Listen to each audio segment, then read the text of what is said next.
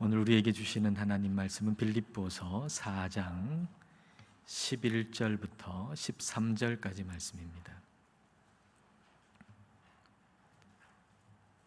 제가 봉독하겠습니다. 내가 궁핍함으로 말하는 것이 아니니라. 어떠한 형편에든지 나는 자족하기를 배웠노니 나는 비천에 처할 줄도 알고 풍부에 처할 줄도 알아. 모든 일 곧 배부름과 배고픔과 풍부와 궁핍에도 처할 줄 아는 일체의 비결을 배웠노라. 내게 능력 주시는 자 안에서 내가 모든 것을 할 수 있느니라. 아멘. 우리의 삶은 배움의 연속이라고 말할 수가 있습니다. 배울 게 참 많죠. 그리고 일평생 배워야 하죠.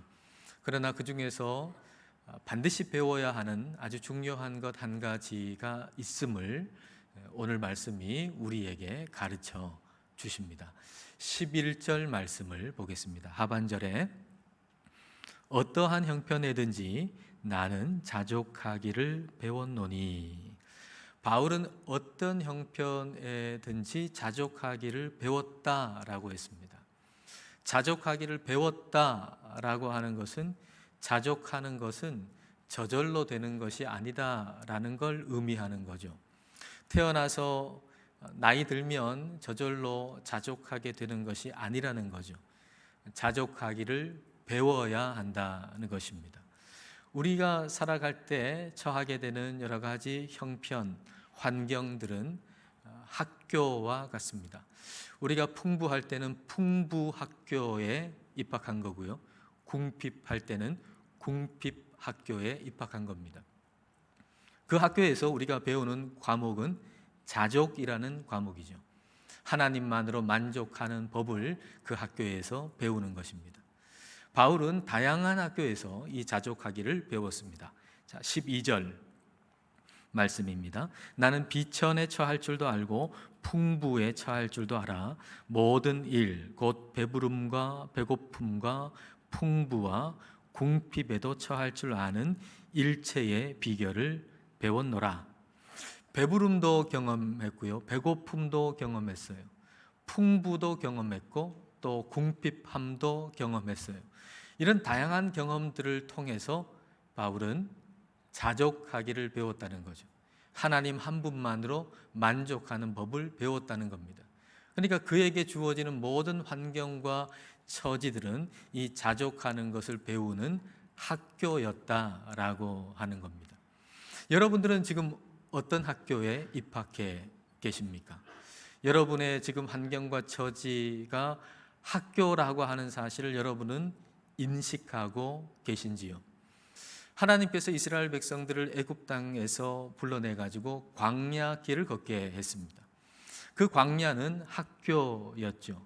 그 학교에서 배워야 할 것은 하나님 한 분만으로 만족하는 법을 배우는 겁니다. 하나님이 어떤 분이신가를 배우고 또 하나님 한 분만으로 만족하는 법을 배우라고 광야 학교에 입학시킨 것이죠. 근데 그곳에서 그렇게 하도록 하기 위해 만나를 주셨잖아요. 일용할 양식인 만나. 그 만나를 매일 주셨잖아요. 그래서 그걸 통해서 하나님은 정말 신실하신 분이구나 라고 하는 걸 배우고, 이 하나님, 신실하신 하나님이 나와 함께 계신다면 우리는 부족한 것이 없다, 하나님 한 분만으로 우리는 만족할 수 있다라고 하는 걸 배우게 하시려고 광야에 두셨는데, 이스라엘 백성들이 그 광야를 학교로 인식하지를 못했어요. 그래서 거기서 배우기보다는 그저 불평하기만 했던 것이죠. 정말 안타까운 것이 뭐겠습니까? 우리가 우리의 환경과 처지를 통해서, 어떤 사건을 통해서 아무것도 배우지 못하는 거, 아무것도 배우지 않고 그저 불평하고 불만하고 걱정만 하는 거, 그렇게 세월을 보내는 것이야말로 가장 헛되이 시간을 보내는 것입니다. 우리가 처하는 환경은 하나님이 누구신가를 배우고, 그리고 하나님 한 분만으로 우리가 만족할 수 있다는 것을 배우는 학교입니다. 그런 의미에서 우리 인생의 가장 어려운 시기는 하나님이 누군가를 배우는 가장 좋은 학교라고 할 수가 있어요. 우리의 인생 가운데 가장 힘든 시기, 그것은 하나님이 누군가를 아는 가장 좋은 학교입니다. 지난 주간에 경주에서 어떤 권사님을 만났는데 그 권사님으로부터 간증을 들으면서 정말 인생의 가장 어려운 시기야말로 하나님이 누군가를 아는 좋은 학교구나라고 하는 생각을 다시 한번 하게 됐습니다. 지난 주간에 경주 양동마을에 있었는데요. 유네스코 세계 문화유산에 등재된 곳이죠. 하회마을과 함께. 그 양동마을의 고택의 주인 되시는 어떤 집사님께서 거기에 머물 수 있도록 그 고택을 내어주셔서 한 3일간 거기에 머물렀습니다. 근데 그 양동마을의 고택들도 참 아름답고요. 그리고 그 고택들이 위치해 있는 그 동네 자연 환경도 참 아름답고 좋았어요. 근데 그보다 더 마음에 감동이 된 것들은 거기서 그곳에서 만나는 믿음의 사람, 그리고 믿음의 사람의 흔적, 그게 제 마음에 감동이 됐습니다. 그 집사님은 대대로 유교 집안에서 자라왔고, 그리고 그 집안에서 예수님 믿은 처음 분이었어요. 그러니까 이분이 이제 예수님 믿은 처음 분, 그 집안에서. 그래서 목사가 그 고택에 오는 게 제가 처음이라면서 굉장히 기쁘게 맞아주셨는데요. 그분을 만나지는 못했지만 그곳에서 보면서 믿음의 사람들의 흔적을 볼 수 있었어요. 그 안에 이렇게 보니까 오늘 말씀이 딱 걸려 있더라고요. 내게 능력 주시는 자 안에서 내가 모든 걸 할 수 있다라고 하는 글이 있었고요. 근데 그것보다 바깥에 관광객들이 다 볼 수 있는 그 위치에 바깥에 액자 하나가 걸려 있었어요. 사진을 제가 하나 찍어 왔는데 이 글이에요. 대천명 진인사. 그 밑에 그 뜻이 적혀 있죠. 하늘의 뜻을 기다려서 사람의 일을 다한다. 보통은 우리가 어떻게 알고 있습니까? 진인명, 진인사, 대천명 이렇게 알고 있잖아요. 진인사, 대천명. 사람의 일을 우리가 다 해가지고 그 다음에 하늘의 뜻을 기다린다. 근데 이게 성경적인 것은 아니죠. 우리가 우리 열심을 가지고서 뭐 다 한 다음에 그 다음에 내가 열심을 냈으니까 하나님 들어주세요. 이렇게 하늘의 뜻을 기다린다. 이건 성경적인 게 아니죠. 성경적인 것은 먼저 대천명, 하나님의 뜻을 먼저 기다리는 거죠. 기도를 하고 그리고 말씀을 읽고 그래서 하나님의 뜻이 뭔가라고 하는 걸 먼저 알고 그리고 그 하나님의 뜻을 따라서 내가 해야 할 일을 열심을 다해서 하는 거, 그게 성경적인 거잖아요. 그래서 이 집사님이 예수님 믿고 나서 이렇게 변했구나. 바깥에 십자가 거는 게 힘든 양동마을이니까 십자가 대신에 이 글을 다 걸어두셨구나, 이런 생각이 드니까 참 그 글이 기쁘고 좋았어요. 그리고 이제 안내해 주시는 분 따라가지고 다른 고택에 이제 높이 있는 언덕 위에 있는 그 고택에, 아주 큰 고택에 안내를 받아서 갔어요. 알고 보니까 그곳에 사시는 분이 권사님이에요. 권사님이 손수 그냥 음식을 차려 주셔가지고 식사를 같이 하게 됐어요. 근데 같이 식사를 하면서 어떻게 이 유교 마을에서 예수님 믿게 됐냐 제가 여쭤봤어요. 그랬더니 이제 이 권사님이 이제 간증을 하시더라고요. 그 할머니 때까지만 해도 그 고택에서는 4시만 되면 문을 다 닫았대요. 왜냐하면 귀신이 무서워서. 아마 귀신이 4시 이후에 오는가 봐요. 그래서 4시가 되면은 문을 다 닫았대요.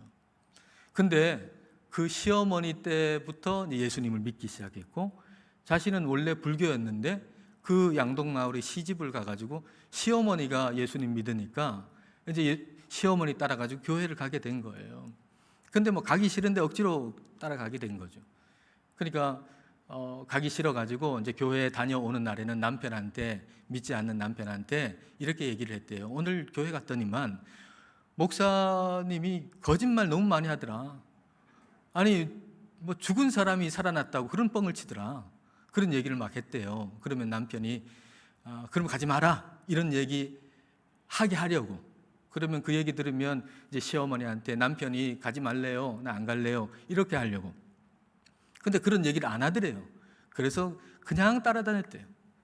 근데 그러던 중에 늦게 낳은 아들이 아주 심각한 화상을 손에 입은 거예요. 그래서 이 아들 데리고서 병원에 가게 된 겁니다. 병원 6인실에 들어갔는데 그 6인실에 있다 보니까 너무 힘들어요. 뭐 기도도 마음껏 할 수가 없고. 근데 옆에 병실이 하나 비어 있는 병실이 있는데 그 비어 있는 병실은 왜 비어 있는가 하면 죽음의 병실로 알려진 곳이기 때문에 비어 있대요. 그곳에 들어가면 다 죽는 거예요. 그 전날에도 들어간 사람이 죽었대요. 그래서 아무도 안 들어가려고 하는 거예요. 그래서 그곳에 가면 기도 좀 마음껏 할 수 있겠다, 이런 생각이 들어가지고 병원 측에 거기 들어가겠다 그러니까 좋아하더래요. 아무도 안 들어가려고 하니까. 그래서 그곳에 들어가가지고 아들 붙들고 막 그냥 부르짖어 기도를 했대요. 아직 믿음이 있는 게 아니니까 하나님이 계시다 그러면은 이 아들, 내 아들 손 지금 심각하게 지금 화상을 입었는데 하나님 이 심각하게 입은 화상 입은 손하고 멀쩡한 손하고 구분할 수 없을 정도로 낫게 해주세요. 그렇게 기도를 했대요. 그러면 제가 예수님 믿을게요. 진짜 믿을게요. 그렇게 서원 기도를 했대요. 근데 하나님께서 그 기도를 들어주셔가지고 깨끗하게 낫게 해주셔서, 그래서 어느 손에 화상을 입었는지를 구분할 수 없을 정도로 깨끗하게 낫게 해주셨대요. 그래서 그때부터 진짜 예수님을 믿었다는 거죠. 저는 이 권사님 간증을 들으면서 하나님은 우리 삶의 죽음의 병실을 기도의 골방으로 그리고 기적의 골방으로 바꾸어 주신다라고 하는 것을 다시 한번 깨닫게 됐어요. 여러분, 우리 삶 가운데 어떤 순간은 정말 죽음의 병실 안에 들어가 있는 것처럼 느껴질 때가 있잖아요. 경제적으로 너무 힘들 때, 그리고 육신의 질병이 찾아왔을 때, 그리고 가족 간에 어려움이 생겼을 때, 그때 우리는 정말 내일을 볼 수가 없는 죽음의 병실, 오늘 내일 하는 이제 끝이구나 라고 생각되는 죽음의 병실에 있는 것처럼 여겨질 때가 있잖아요. 근데 우리가 그 상황을 죽음의 병실이라고 생각하면 정말 아무것도 배울 수가 없어요. 그때 우리는 생각해야 돼요. 이건 죽음의 병실이 아니고 기도의 골방이다. 근데 기도하면 하나님이 기적을 베풀어 주시잖아요. 정말 여러분, 우리가 기도할 때 하나님은 기적을 베풀어 주세요. 그러므로 기도의 골방은 곧 기적의 골방이 되는 겁니다. 여러분, 정말 여러분 상황 가운데 여러분 처지가 너무 기가 막히고 너무 힘드신가요? 죽음의 병실에 와 있는 것처럼 끝났다는 생각이 드시나요? 여러분, 다시 한번 둘러보세요. 그건 죽음의 병실이 아니에요. 기도의 골방이에요. 기적의 골방이에요. 기도할 수 있는데 왜 염려하세요? 기도할 수 있는데 왜 좌절하세요? 여러분, 기도하십시오. 새벽에도 나와서 기도하시고, 여러분 집에서도 기도하시고, 여러분 정말 부르짖어 기도하세요. 여러분, 그때가 아니면 언제 정말 내 생애를 다 걸고 내 목숨을 다 걸고 진지하게 진실하게 부르짖어 기도하는 법을 배우겠어요? 그 어려운 때가 아니면, 그 어려운 때에 기도하는 법을 배우지 아니하면 언제 기도를 배우겠어요? 여러분, 기도하는 법을 그때 배우셔야 돼요. 그리고 하나님이 누군지를 그 기도를 통해 배우셔야 돼요. 그리고 하나님 한 분만으로 만족하는 법을 배워야 돼요. 그냥 이론이 아니라, 하나님 한 분만으로 만족한다는 건 노래로만 하는 게 아니라 진짜 내 마음 중심에서 하나님 한 분만으로 만족한다고 하는 그 고백이 나에게 나와야 돼요. 그걸 배워야 한다고요. 우리는 어려운 시기에 그걸 배울 수가 있어요. 우리는 자족하는 법을 배워야 해요. 하나님 한 분만으로 만족하는 법을 배워야 해요. 그런데 그것은 궁핍할 때만 배우는 게 아니라 풍부할 때도 배워야 해요. 풍부해졌다고 자동적으로 자족하게 되는 게 아니기 때문이죠. 어느 나라에 왕이 있었대요. 왕이라고 그러면 얼마나 부자입니까? 안락한 삶을 누리는 사람이죠. 근데 만족이 없었어요. 불행했어요. 그러던 어느 날 변장을 하고 신하와 함께 그 나라의 구석구석을 시찰하던 중에 어느 가난한 농부의 가족을 보게 됐어요. 너무 가난한데 이 농부가 너무 행복한 거예요, 그 가족이. 그래서 신하한테 왕이 물은 거죠. 어떻게 저렇게 행복하냐? 저 행복의 근원은 뭔가? 저 가난한 가족이, 농부의 가족이 행복한 이유는 무엇인가? 라고 물었어요. 그랬더니 신하가 얘기하는 거예요. 이유는 간단합니다. 저 사람들은 아직 구구클럽에 가입하지 않았기 때문입니다. 그렇게 대답을 하더래요. 왕이 구구클럽? 그게 뭐냐? 하고 되물었죠. 그러니까 신하가 그게 뭔지, 구구클럽이 뭔지 저한테 99개의 금화 동전을 주시면 가르쳐 드리겠습니다. 그래서 자루 하나에다가 99개의 금화를 담고 그 자루를 신하가 왕에게서 받았어요. 그리고 그 자루를 그 아침 일찍 그 농부의 집 앞에다가 딱 뒀어요. 농부가 아침에 이제 밭 일을 하려고 딱 나가다 보니까 문 앞에 자루가 하나 있는 거예요. 열어보니까 금화예요. 얼마나 놀랐겠어요? 또 얼마나 기뻤겠어요? 손까지 막 떨려요. 떨리는 손으로 금화를 세어보니까 99개예요. 아니 이럴 리가 없는데 100개면 100개지 왜 99개야?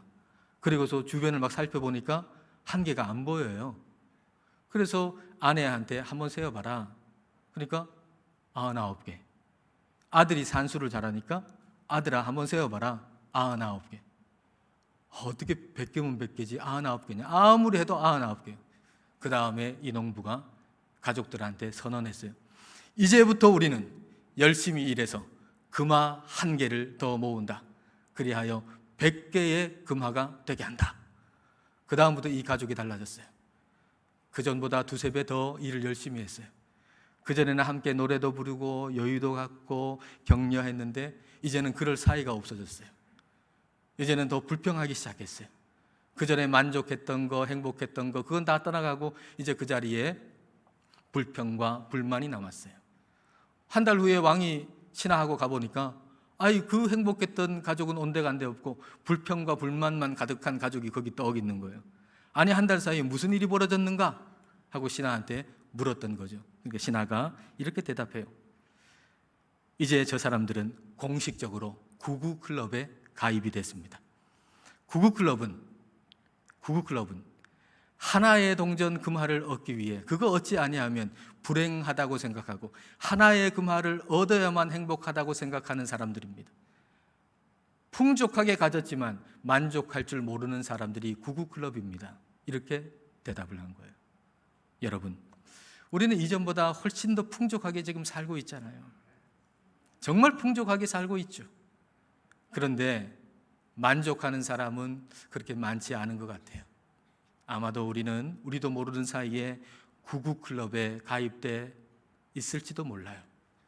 여러분 가만히 살펴보세요. 아마 나도 모르는 사이에 구구클럽 회원이 되어 있을지 몰라요. 우리가 구구클럽의 회원으로 가입돼 있는 한 우리는 자족하기를 결코 배울 수가 없어요. 아무리 많은 것을 가져도 자족할 수가 없어요. 그러므로 빨리 구구클럽을 탈퇴하셔야 돼요. 구구클럽을 탈퇴하셔야 돼요. 우리는 풍성한 가운데서도 자족하기를 배워야 돼요. 그 풍성함이 내 만족의 원천이 아니라는 걸 분명하게 우리는 알아야만 해요. 그렇다면 자족하는 법을 배웠다라고 한다면 그건 어떻게 나타날까요? 우리가 이제 자족하는 법을 배웠다. 이제 드디어 배웠다라고 하면 그게 어떻게 나타날까요? 우리가 자족하는 법을 배우면 13절의 고백이 우리의 고백이 될 수 있습니다. 자, 13절 말씀 볼까요? 내게 능력 주시는 자 안에서 내가 모든 것을 할 수 있느니라. 자족하는 법을 잘 배운 사람의 특징이 여기 나타나요. 자족하는 법을 잘 배운 사람의 특징이 뭐죠? 내게 능력 주시는 분이 누구라고요? 하나님이라고요. 내게 능력 주시는 분이 하나님이라고 하는 게 분명한 사람이 자족하는 법을 분명하게 배운 사람이에요. 여러분, 우리의 능력, 우리의 힘, 우리의 자신감의 원천, 그게 뭡니까? 여러분의 자신감의 원천은 뭐죠? 여러분의 능력과 여러분의 힘의 원천이 뭐죠? 여러분이 가진 재력, 여러분이 가진 학력, 학벌, 여러분이 가진 지위입니까? 아니죠. 나의 능력, 나의 힘, 나의 자신감의 원천은 하나님이세요.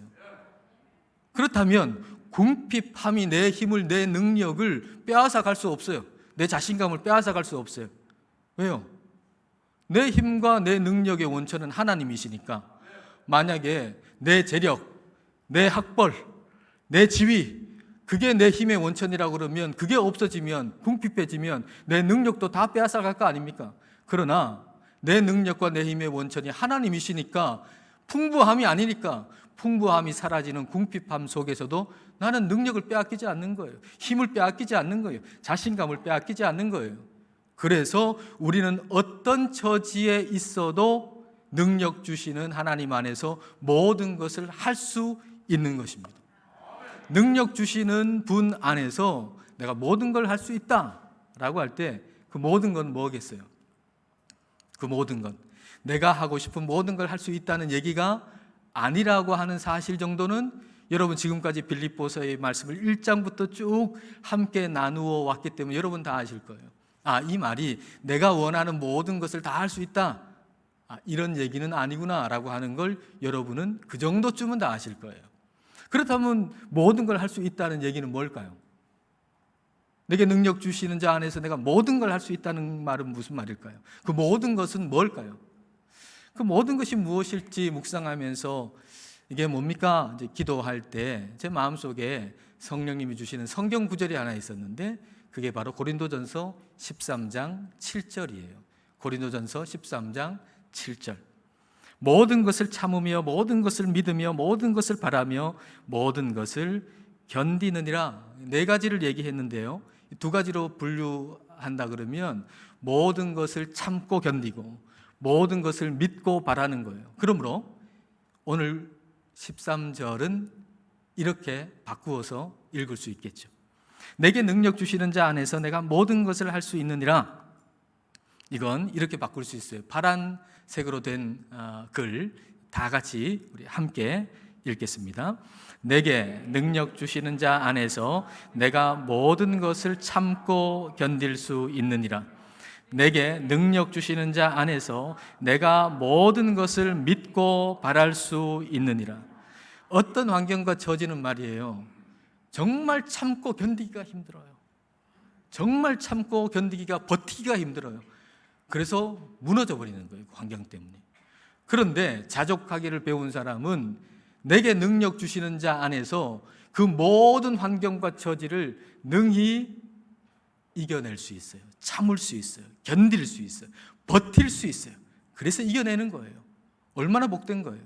그런데 어떤 또 환경과 처지에서는 이 처지를 통해서 내가 더 나아질 것을 믿고 바랄 수 없는 그런 환경과 처지도 있어요. 이제 끝났다. 내게 이런 일이 닥쳤으니 내 인생은 이제 끝났다. 더 나아질 수가 없다. 더 좋아질 수가 없다. 그냥 절망해버리는 거죠. 그러나 자족하기를 배운 사람은 내게 능력 주시는 자 안에서 모든 것, 그 모든 환경, 모든 것이 합력해서 나를 더 유익하게 할 것을, 나를 더 좋아지게 할 것을 믿고 바랄 수 있다고요. 그래서 어떤 처지에서도 소망을 잃지 않는다고요. 이게 얼마나 복된가요? 여러분, 우리의 인생이 항상 좋은 처지만 있을 수 있습니까? 떨어질 때도 있죠. 굴곡이 있잖아요. 인생이 다 그렇잖아요. 그런데 그 모든 환경에서 그렇게 믿고 바랄 수 있다는 것, 그걸 이겨낼 수 있다는 것, 이게 얼마나 복된 겁니까? 그러므로 우리는 자족하기를 배워야 돼요. 반드시 배워야 돼요. 바울은 그걸 배웠어요. 모든 처지와 환경 속에서 자족하기를 배웠어요. 하나님 한 분만으로 만족하는 법을 배웠어요. 하나님이 내게 능력 주시는 분이라고 하는 걸 배웠어요. 내가 풍부할 때 이 풍부함이 내게 능력 주시는 게 아니라는 걸 배웠어요. 궁핍할 때 그 궁핍함이 내 능력을 빼앗아 가는 게 아니라고 하는 걸 배웠어요. 하나님만이 내게 능력 주신다고 하는 걸 배웠어요. 그래서 감옥 속에 있으면서도 그런 형편과 처지 속에서도 내게 능력 주시는 자 안에서 내가 모든 걸 할 수 있다라고 선언하는 거예요. 여러분, 이 동일한 선언을 자족하기를 배운 사람은 어떤 처지에 있어도 동일하게 선언할 수 있습니다. 내게 능력 주시는 자 안에서 내가 모든 것을 할 수 있느니라. 이것이 저와 여러분의 것이 될 수 있기를 축복합니다. 기도하겠습니다. 이 시간 우리 기도하실 때 우리가 처한 형편과 처지를 자족하기를 배우는 학교로 볼 수 있게 해달라고 기도합시다. 그래서 아무것도 배우지 못하고 불평만 하면서 세월을 허비하지 않기를 기도합시다. 풍부하든지 궁핍하든지 그 형편을 통해서 하나님이 어떤 분이신지를 배우고 하나님 한 분만으로 만족하는 자족을 배우게 해달라고 기도합시다. 내 능력과 힘의 원천이 내 재력과 학력과 지위가 아니며, 그리하여 그런 것이 없는 상태가 내 능력과 힘을 빼앗아가는 것도 아니라는 사실을 배우고, 오직 내게 능력 주시는 분은 하나님 한 분이심을 믿고, 어떤 처지에서도 내게 능력 주시는 자 안에서 내가 모든 것을 할 수 있다고 담대히 선언하면서 살게 해달라고 이 시간 함께 기도하겠습니다.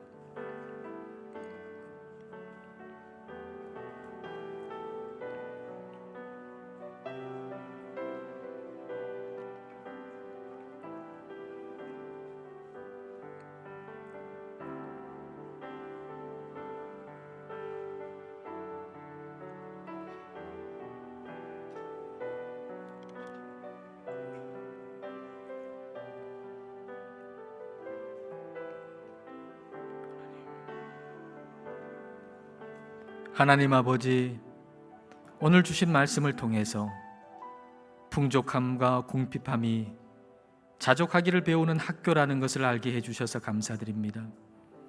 우리가 처하게 되는 모든 환경과 형편을 통해서 하나님이 어떤 분이신지를 배우게 하시고, 하나님 한 분만으로 만족하는 자족을 배우게 해 주옵소서. 모든 경험들을 통해서 우리의 능력과 힘의 원천이 재력과 학벌, 지위가 아님을 배우게 해주시고, 동시에 재력과 학벌과 지위가 사라지는 것이 능력과 힘을 사라지게 하는 것이 아님도 배우게 하여 주옵소서. 오직 내게 능력 주시는 분은 하나님 한 분밖에 없음을 배우게 하셔서 어떤 형편과 처지에서도 내게 능력 주시는 자 안에서 내가 모든 것을 할 수 있다고 담대히 선언하면서 살게 하여 주옵소서. 예수님 이름으로 기도드립니다. 아멘.